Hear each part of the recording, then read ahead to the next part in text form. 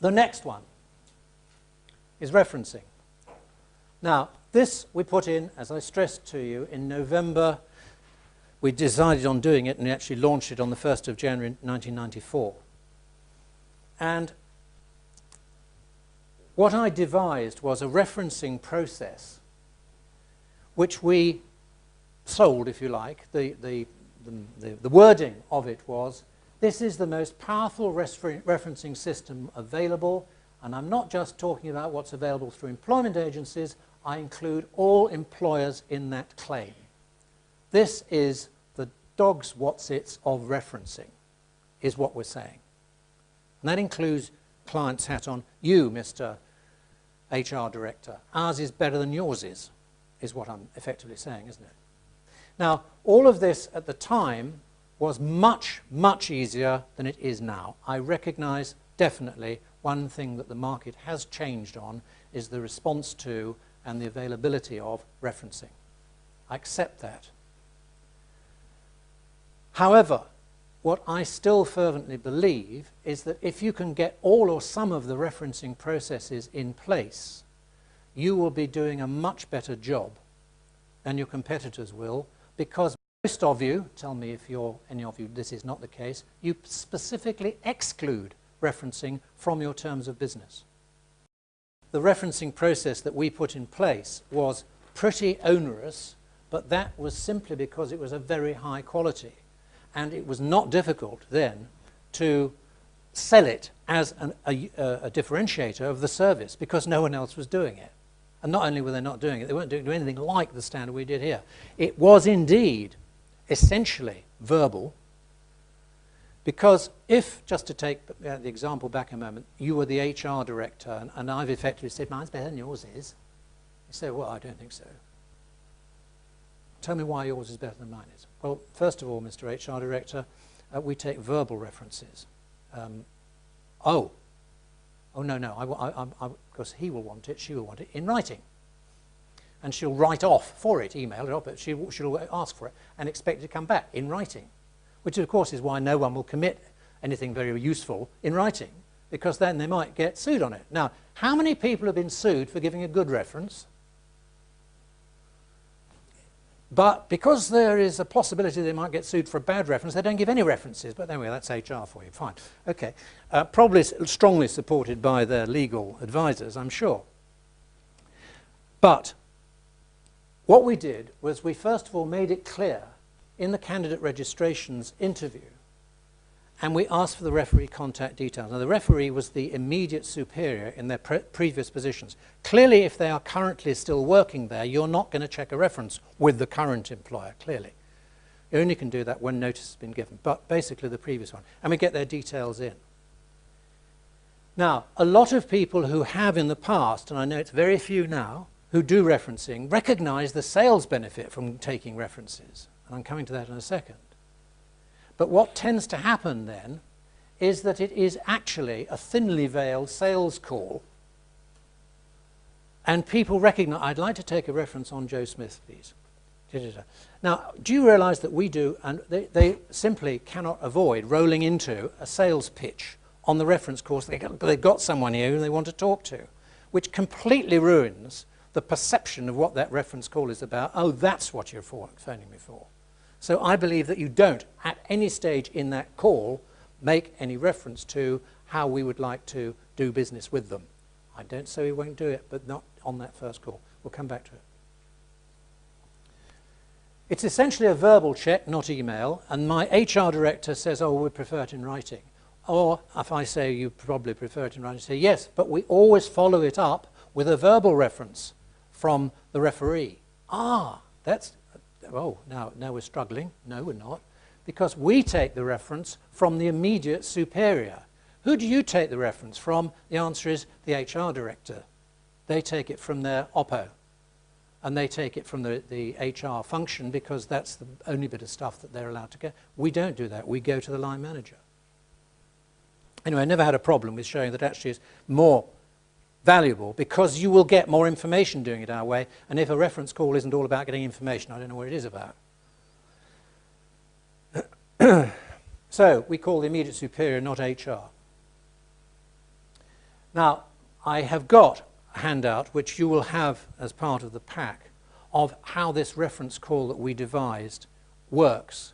And as I've said, this was set up now, it was set up 20 years ago, and in fact it was still being used quite recently, but I can see that some of you may have a problem with some parts or all of it. Fine, look at it, but think, could you do something? Think how you might make it work rather than why it won't work. Think how you could make it work, if you can. So there's an 8-page handout clarifying precisely how to get the best out of it. And there are, which I don't suggest I give you, unless, if you are going to do it, then I can give you a format for what the reference form should look like. But there are 7 potential sales benefits if you can get your act together with it, doing it on a verbal reference. First of all, it does ensure that the candidate is indeed what they claim to be. Tell me what the sales benefit is of that. The candidate is what they claim to be. What's the sales benefit?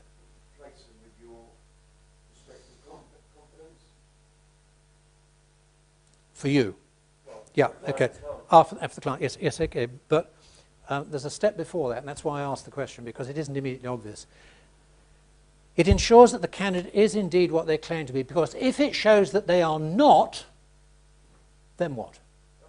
Thank you. So we've saved ourselves an enormous amount of potential sales time going down a road that we wouldn't have gone down if we'd known in the first place that this is, well, okay? So it's the negative on that one. It's the what if they weren't. Number 2, it enables you to promote the candidate verbally with more confidence and more forcibly. Of course, because it isn't me it's saying he's the greatest thing since sliced bread, it's the guy who employed him who says that. 3, it provides a very powerful differentiator in promoting your service, because your competition don't do it. Indeed, they specifically exclude it. So it's a serious differentiator. And if you're giving these big guarantees, you might feel more comfortable if you're doing this, I stress. It enables new client contacts and or new contacts in existing client organizations to be made for future business development, but not on this call.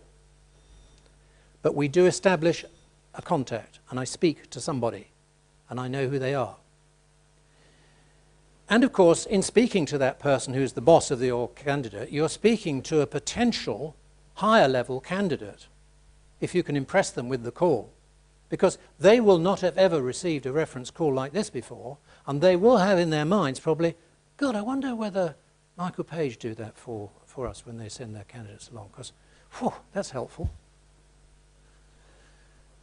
Number 6, it gives a valuable additional means of promoting the candidate more effectively in writing. So when you're writing, and we're coming to this in a minute, about your candidate, in presenting your candidate, selling your candidate, it's, again, this isn't me saying he's great. This is the client, the previous employer who's saying it's great, who really knows it. And number 7, it provides scope for future marketing calls. And that isn't what you might think it is. The scope for future marketing calls is this. Thank you, Mr. Referee, that's extremely helpful. I will, of course, let you know if we do find work for Mike Walmsley. Okay, thank you very much. Put it down. Nothing about, can we help you? Immediately you've put the phone down, you send them a handwritten, none of this email muck, a handwritten compliment slip if you like, to them personally addressed in the post. Now, most people when they get something addressed to them in the post don't delete it before they open it, do they? Therefore, this goes to them, and it's, dear Mr. Smith, thank you so much for the time that you gave in giving me a reference for Mike Walmsley. I do appreciate it, and we will, as I said, let you know should we find a position for him. Now, if I did impress him on the phone, he was wow with this stuff. If that had happened, then if 2 months later he's looking to recruit, will he remember who you were? Because when you put the phone down, you think, oh, I might use that cab in future. Do you think he'll remember who you are? Because you'll have introduced yourself to start with, and after that you do the call and say thank you very much and put it down. So they won't. Chances are no. Now will he remember who it was who made that amazing call? He's just had a note from him saying thank you. Now, how many people bother to say thank you by email, let alone actually write it down? And he's got something which, you know, okay, it isn't always going to happen, but wouldn't it be nice if it just slid that onto his blotter so that as and when he can contact you again and he knows who you are. If we place Mike Walmsley, we said we would, we phone him up. Thank you, nice to speak to you again. You may remember I spoke to you about a reference call for Mike Walmsley. We have now found him a position at DA Beechcroft, and I thought you'd like to know that, and he incidentally says thank you for giving him a good reference. What's he think about this so far? Indeed, and I've done what I said I would do. Now, that might be the point at which I say, now we are covering these sort of positions all the time. Is there anywhere at all that we might be of assistance to you? By now, we've established credibility, professionalism, and quality. And that is the time that we can start selling. Very carefully, very gently, not pushy. Now, what I will have also done is, having placed Mike, I'll say to Mike, Mike, you know that John Smith gave you a good reference. I told you how impressed he was with you, just for your benefit. Might be nice, I have told him that we've placed you, might be nice if you give him a call to say thank you very much. Now, some of them will, some of them won't, but if he has a call from Mike, he's going to be, yet again, linking in. This is a system that hangs together. Okay? So there's 7 reasons how it really can be, from a sales perspective, very, very valuable. I know it's more and more difficult, and I know, therefore, you're going to be challenged to find ways that you can make it work for you. But what you can do to make it work for you will have definite benefit, and it does differentiate you.